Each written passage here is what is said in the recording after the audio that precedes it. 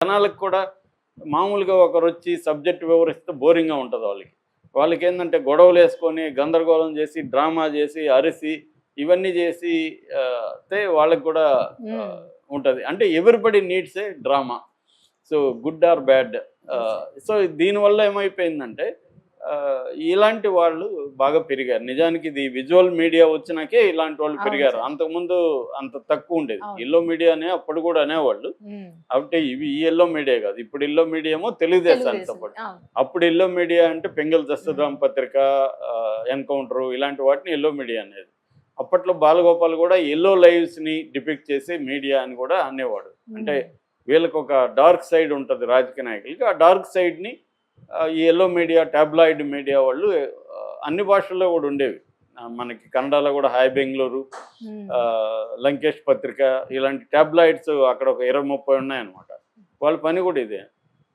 So, అలాగా దాని రోలు తర్వాత యెల్లో మీడియా అప్పట్లో యెల్లో మీడియా రోలు తర్వాత వీళ్ళు తీసుకున్నారు నాయకులు. ఎంత బాగా బూతులు తిడితే వీళ్ళకి అంత ప్రమోషను. హ్మ్.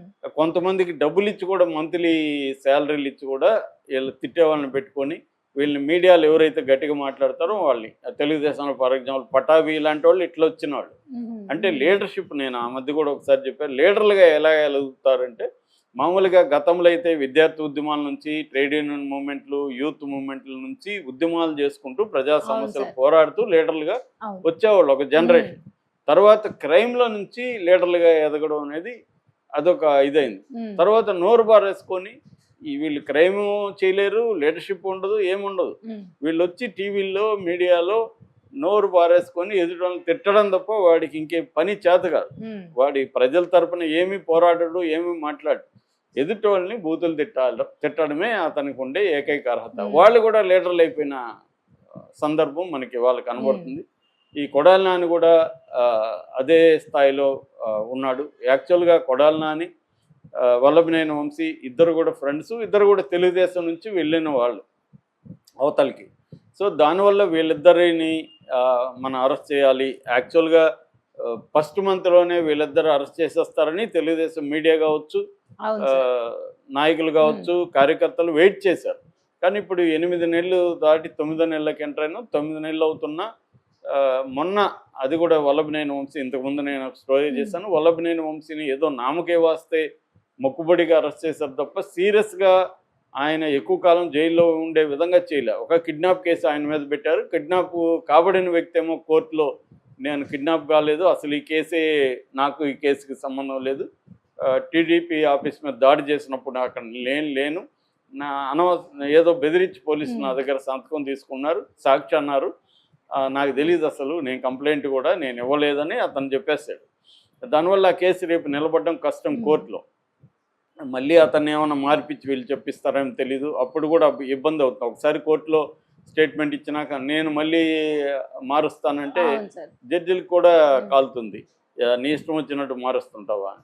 కాబట్టి ఇది ఆహ్, వల్లభనేని వంశీ అరెస్ట్ అనేది పెద్దగా ఏమి ఎఫెక్టివ్‌గా ఉండదు. హ్మ్. ఇప్పుడేమో సోషల్ మీడియా కావచ్చు, తెలుగుదేశం మెయిన్ స్ట్రీమ్ మీడియా ఏం చేస్తుందో సిద్ధప్ప సిద్ధంగా ఉండు, కొడాలి నాని నెక్స్ట్ నువ్వే ఇలా టైటిల్ పెట్టి రాస్తున్నారు. హ్మ్. సో, అంటే వల్లభనేని వంశీని అరెస్ట్ చేశారు కాబట్టి కొడాలి నాని. కొడాలి నానిని కూడా ఇంతకంటే గొప్పగా ఏం అరెస్టులు చేయరు. వీళ్ళ దగ్గర అంత స్ట్రాంగ్ ఇది లేదు. ఎందుకంటే వాళ్ళు లోకల్ లీడర్లతోనూ, తెలుగుదేశం నాయకత్వంతో ఆల్రెడీ కుమ్మక్కయిపోయారని హ్మ్. వార్తలు వస్తున్నాయన్నమాట. అందుకని ఎక్కడికెక్కడ ఇప్పటికి కూడా వైసీపీ నాయకులు వాళ్ళ దందాలను ఎక్కడ ఆపుకోలేదు. వాళ్ళ అక్రమాల్ని, అవినీతి కార్యక్రమాల్ని ఆపుకోలేదు. ఎందుకంటే తెలుగుదేశంలో గానీ, వైసీపీలో గానీ ఎమ్మెల్యేలుగా కంటెస్ట్ చేయాలంటే దాదాపు 100-150 కోట్లు ఇవాళ ఖర్చు పెట్టే పరిస్థితి హ్మ్. ఉంది. దీన్ని మళ్ళీ లాక్కోవాలి. తెలుగుదేశంలో గెలిచిన వాళ్ళు లాక్కోవడానికి ఆల్రెడీ పార్టీ ఫండ్ వాళ్ళు 20-30 కోట్లు ఇచ్చారని కూడా వార్తలొచ్చాయి.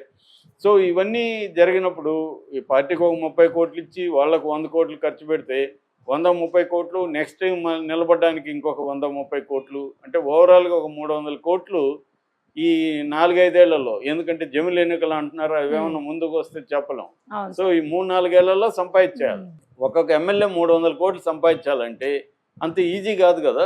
అందువల్ల మటన్ కొట్టోడి దగ్గర నుంచి స్టార్ట్ చేసి పెద్ద పెద్ద ప్రతి ఒక్కరు. ఇసుక కుంభకోణాలు, మద్యం, అక్కడ ఏ వనరులు ఉంటే అవి అనమాట.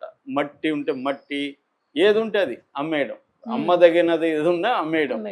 సో అది తినేయడం, తినదగింది ఏది ఉన్నా తినేయడం. ఈ కార్యక్రమంలో వైసీపీ వాళ్ళతో ఇప్పుడు మనం గొడవ పడడం వల్ల ఏం లాభం? ఇప్పుడు ఫర్ ఎగ్జాంపుల్ ఇదంతా ఈనాడు రాసింది చెప్తున్నా. ఒక ఎగ్జాంపుల్, ఒక దగ్గర వైసీపీ అతను ఇసుక కుంభకోణంలో ఆరితేరిపోయాడు గతంలో 5 ఏళ్లలో. వీళ్ళు ఇప్పుడు వచ్చారు. సో అతను ఏమన్నాడు, అరే భయ్ నువ్వు నేను ఎట్లాగా ఆరితేరున్నా, దీన్ని ఇసుక ఎలా తవ్వాలి, ఎట్లా ట్రాన్స్ఫర్ చేయాలి, ఎవరికి అమ్మాలి, మొత్తం ఈ నెట్వర్కింగ్ అంతా నాకు తెలుసు. ఇప్పుడు నువ్వు వచ్చి మళ్ళీ ఇవన్నీ స్టార్ట్ చేసి కొత్తగా ఎందుకు నేర్చుకొని ఇవి చేయడం, నీ వాటా చెప్పు నేను ఇచ్చేస్తాను అని ఒప్పందాలు చేసుకో. వీళ్ళకి కూడా అవును కదా, మళ్ళీ అనవసరమైన మన వ్యవహారం ఎందుకు, వాడేదో మనకి ఇస్తున్నాడు కదా, వాడిని ఎందుకు డిస్టర్బ్ చేయాలి అనేది వీళ్ళు కూడా వదిలేస్తున్నారు. దానివల్ల ఇంకా డబుల్ జనాల మీద, వనరుల మీద పడుతుంది. సో వాళ్ళు కూడా ఏంటి, అక్కడ లోకల్గా తెలుగుదేశం ఎమ్మెల్యేల మీద వాళ్ళ మీద పోరాటం చేయరు వైసీపీ వాళ్ళు. సో అది కూడా కావాలి కదా ఇతనికి.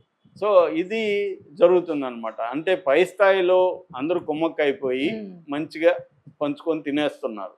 ఇది జరుగుతున్నప్పుడు ఈ సామాన్యమైన కార్యకర్తలు గతంలో బాధలు పడి ఉంటారు కదా వీళ్ళు, అట్లాగే వీళ్ళ వైపు నుంచి హర్ట్ అయి ఉంటారు ఎక్కువగా.